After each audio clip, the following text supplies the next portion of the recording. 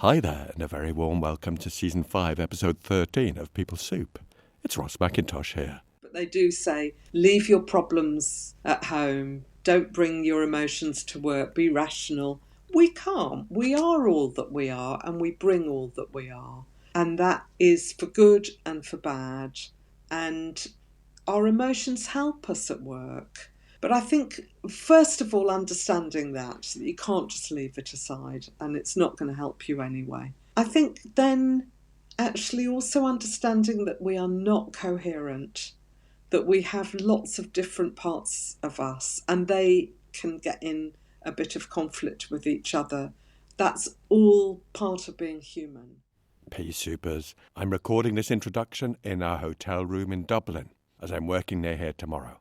As usual, I'm under the covers to give you the best audio experience. And it's actually a new bank holiday today in Ireland, honouring St Brigid. This day was originally a pre-Christian festival called Imbolc, marking the beginning of spring. It signalled an end to the darkness of winter and ushered in a new season of hope and growth. St Brigid is one of the patron saints of Ireland, and a pretty inspirational woman by all accounts. Which all takes me to another inspirational woman, whose book offers hope and growth for us all. In this episode, called All That We Are, I continue my chat with Gabriella Braun. We talk about the writing process, how the book evolved, and how she kept going when there was nothing left in the tank. You'll hear my review, and also some snippets of reviews from the Financial Times and Marie Claire. You'll also find out how the former England cricket captain Mike Brearley was involved in the book.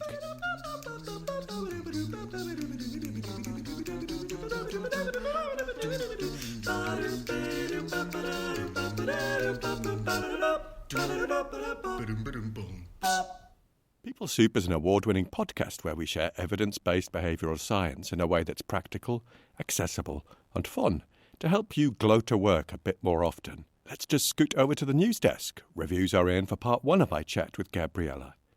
I shared this episode in a WhatsApp group, and there were some great reflections. One said, "Lovely, just had a listen as I pottered around. Now ready for part 2.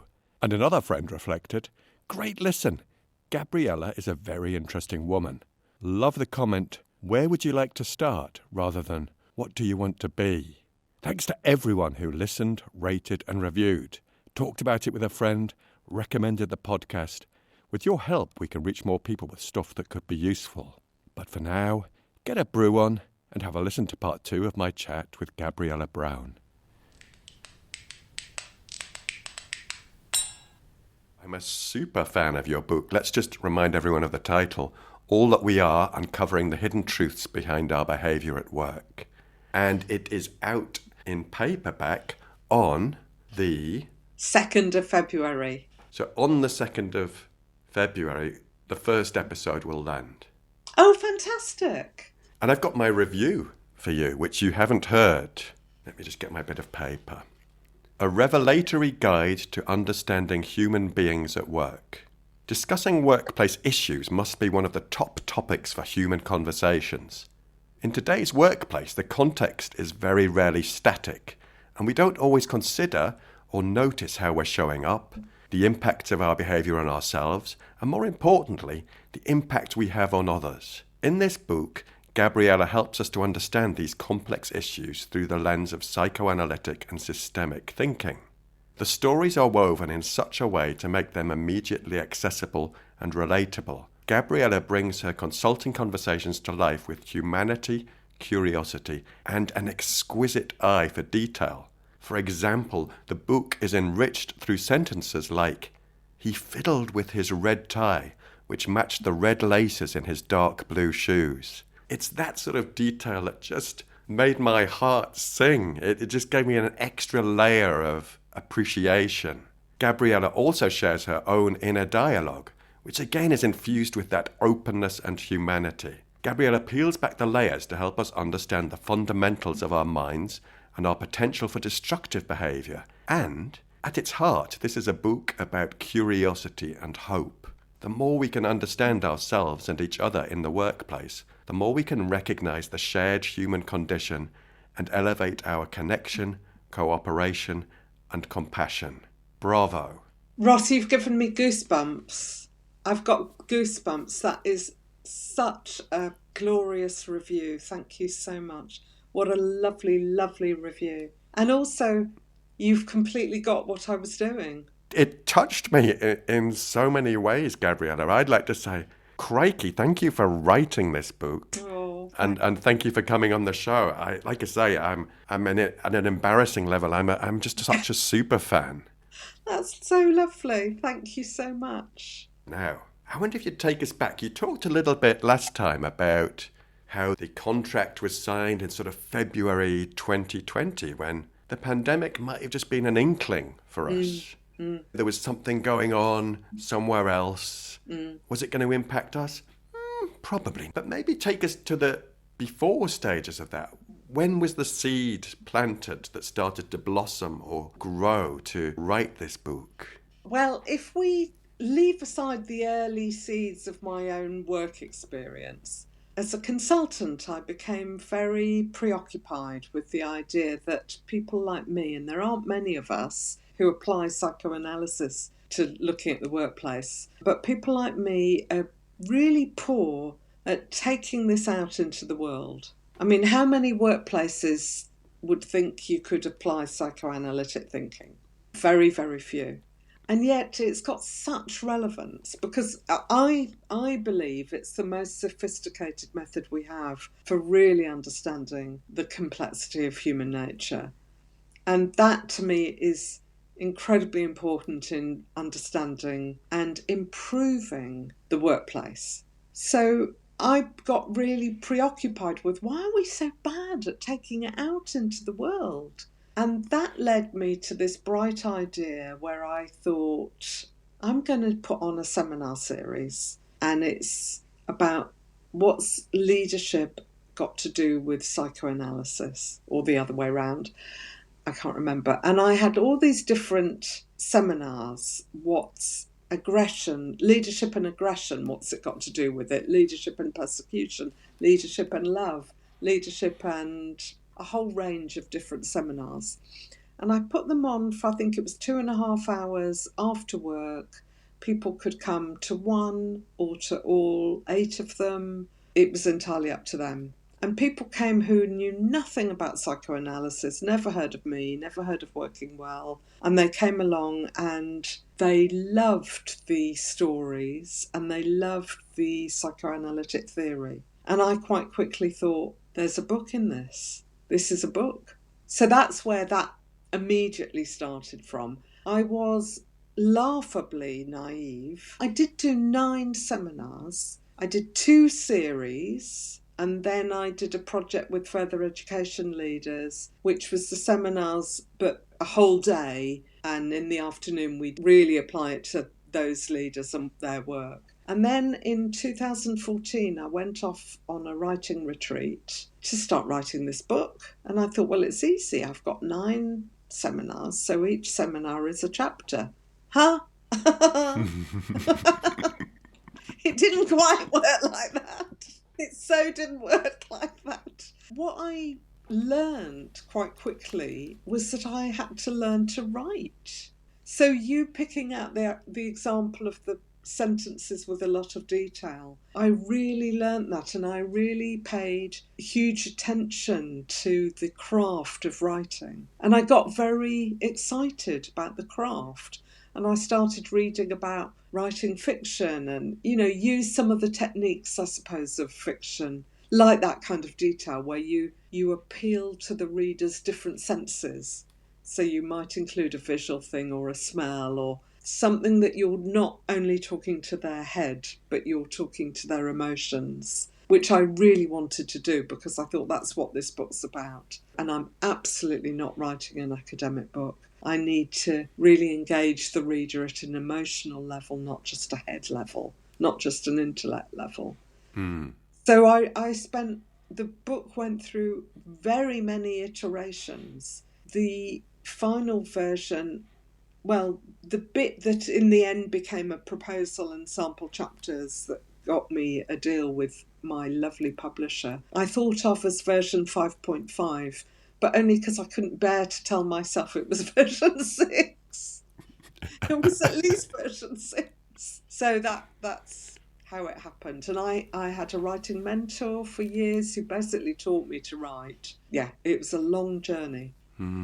It's so interesting to hear about the craft behind it and the inclusion of those details, whether it's your details of emerging from a tube station and going for a coffee before a Yeah. meeting with a team. It just really brings it to life in kind of cinemascope.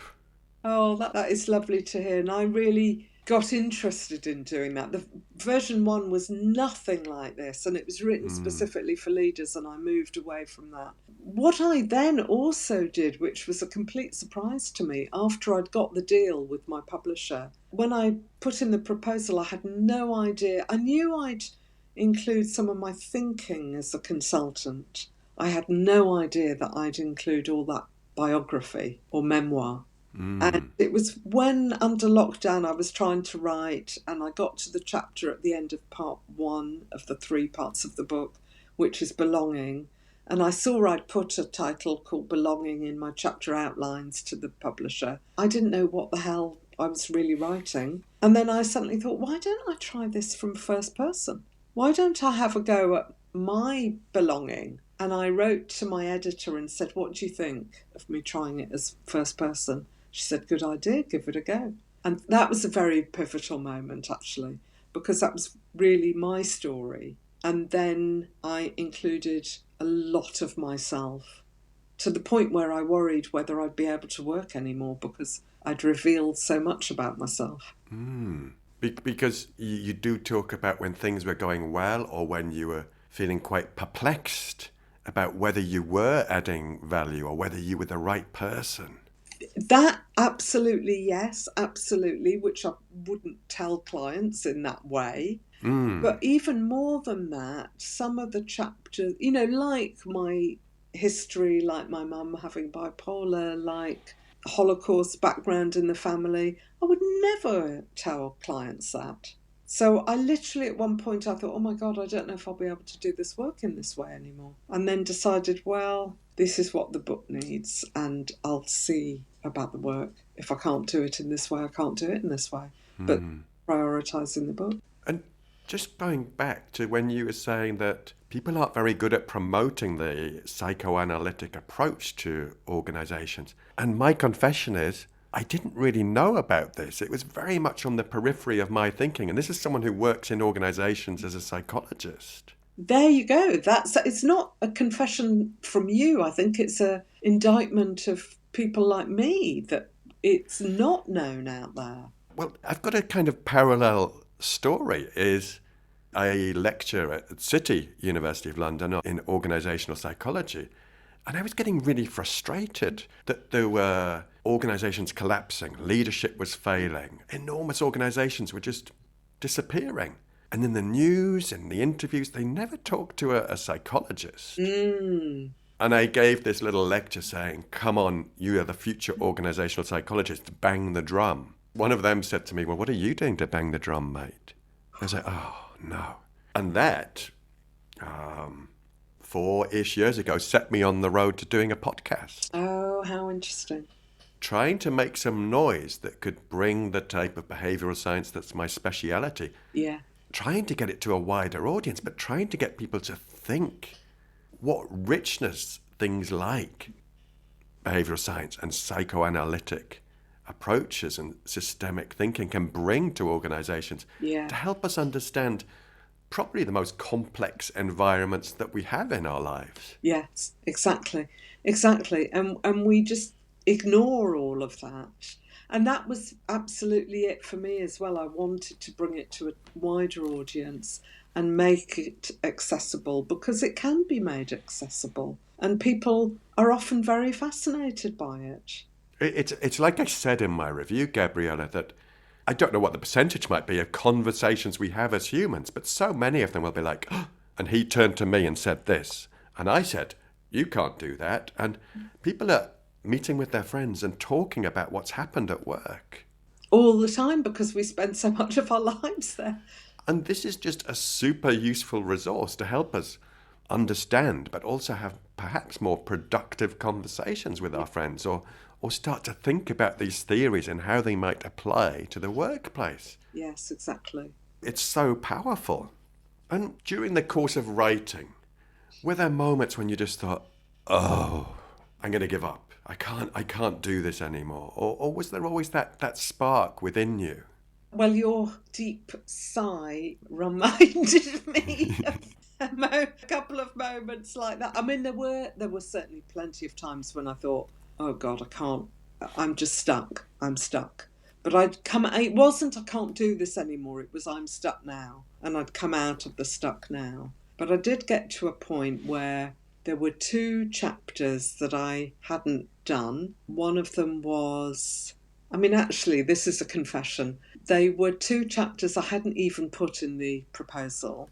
And as I was writing the book and getting on with the book, I suddenly thought, oh my God, I haven't got a chapter on succession. And it's such a major issue in organisations.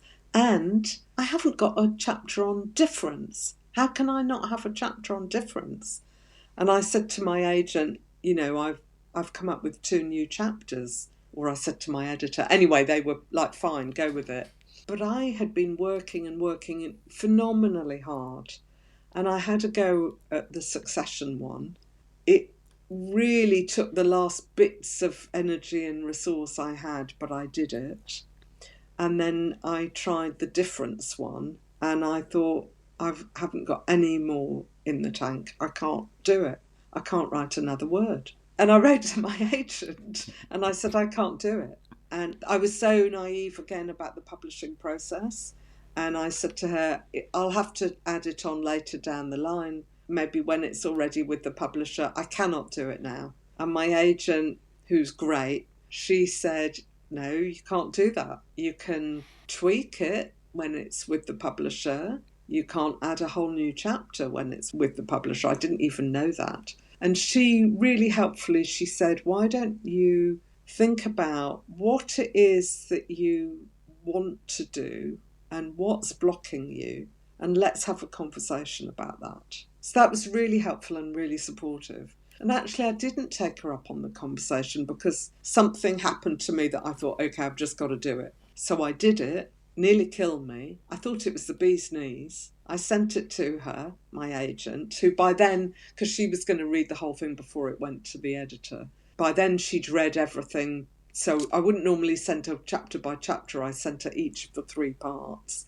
But this one she hadn't seen, so I sent her this one. And she has made a huge difference to this chapter. She wrote back to me and she said, it's a really good first draft. And I thought, oh my God, a first draft. Oh no. And she said, you need to do this. You need to make this a chapter that's part of your book.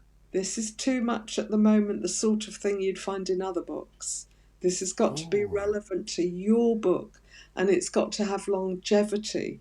I mean, it made absolute sense. But basically, I had to start again on that chapter. So A, I thought I couldn't write that chapter, and B, when she said it's the first draft, I nearly fell under the table. Oh, goodness God. me. But I'm so grateful to her because actually I'm very proud of that chapter now.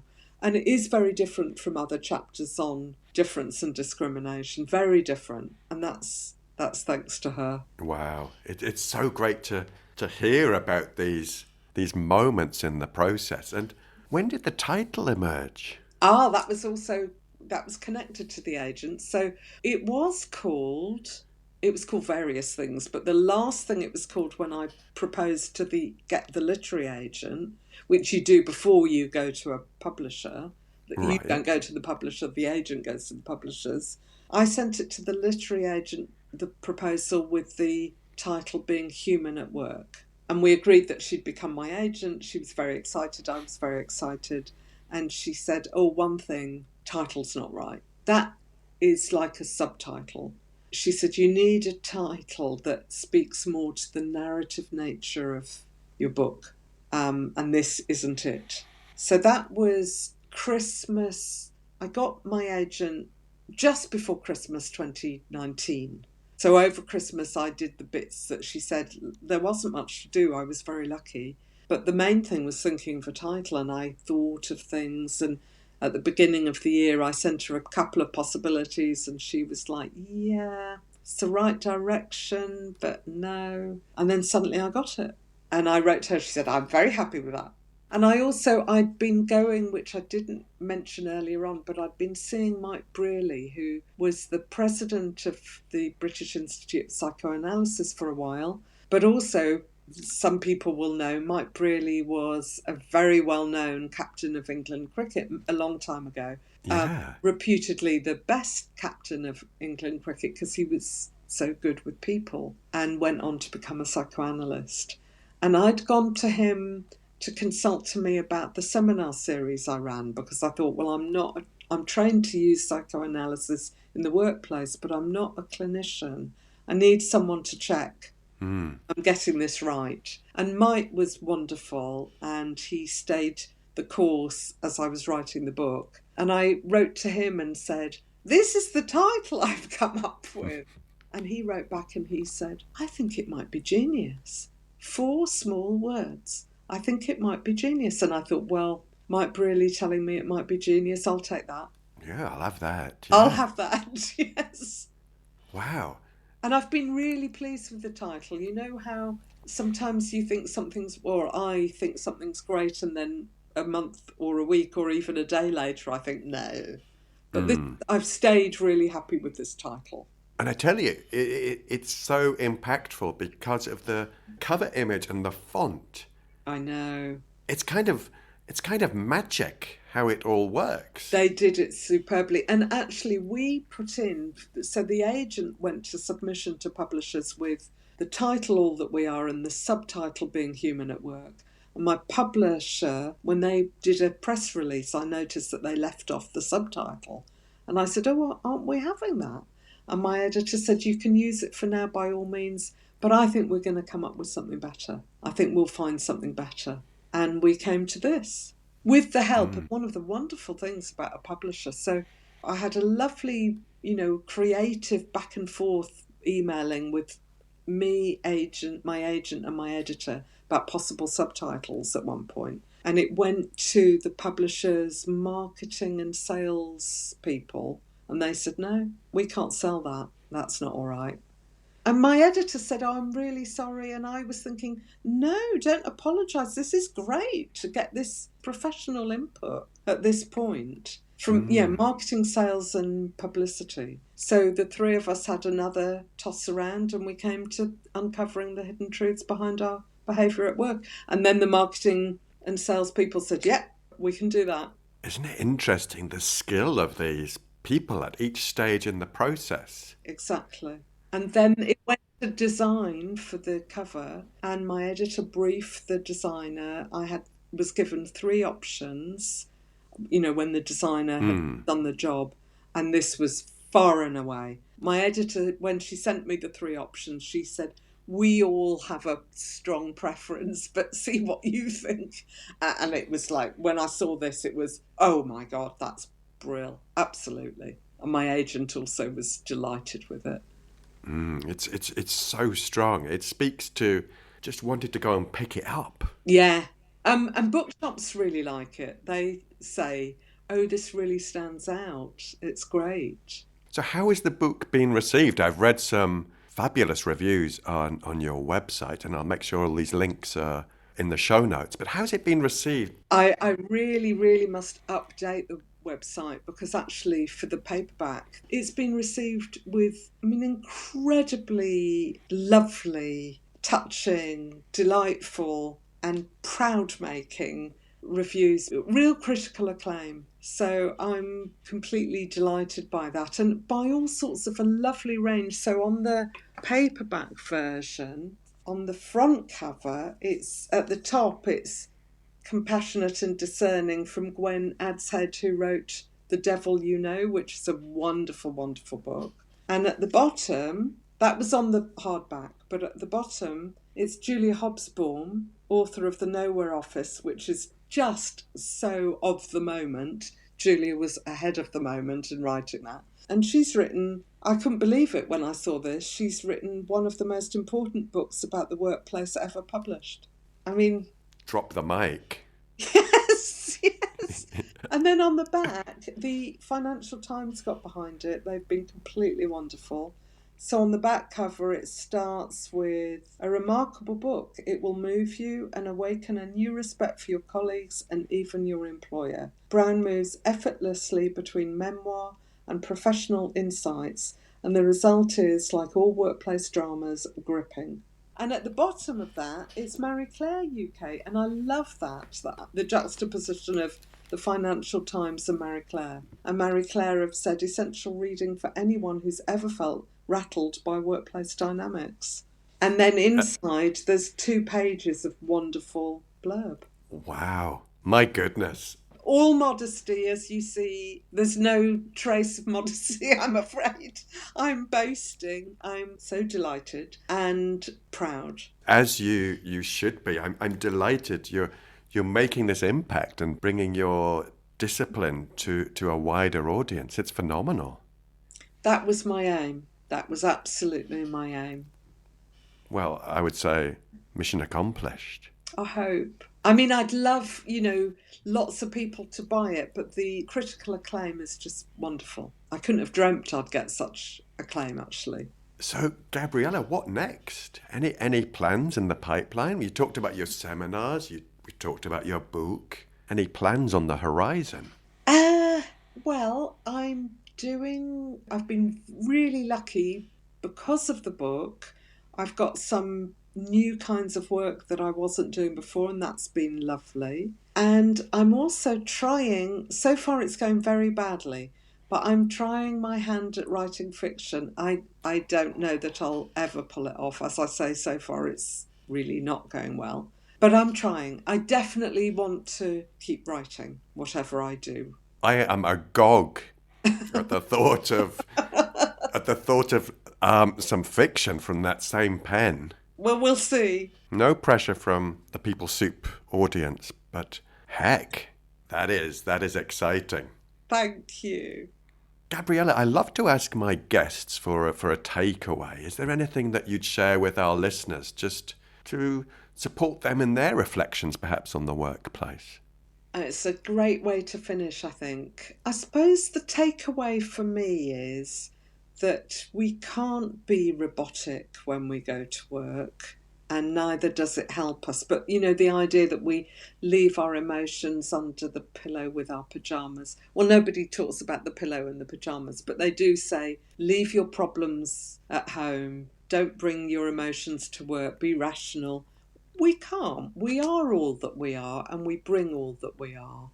And that is for good and for bad. And our emotions help us at work.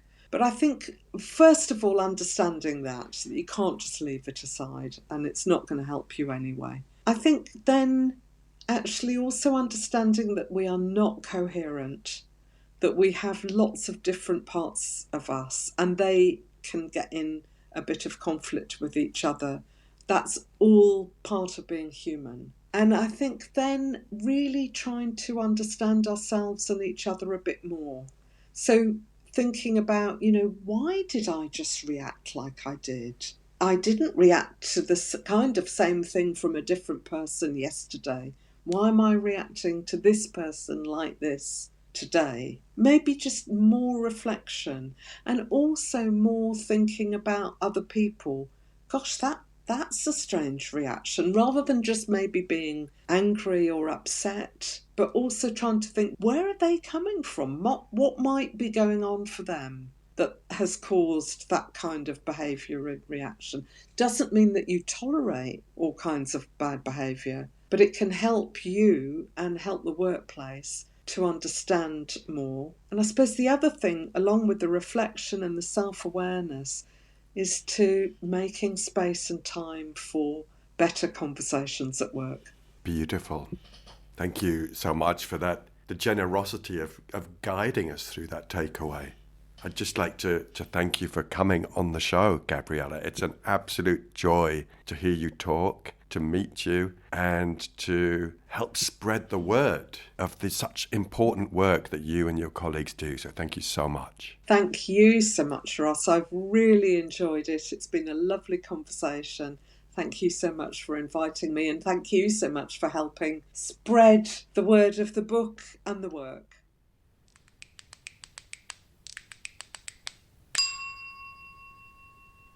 That's it, part 2 in the bag. Thanks so much to Gabriella for being a thoughtful, open and fun guest. We love to get your reviews and reflections. Let us know what you think on the socials, or drop me an email or even a voice note on WhatsApp.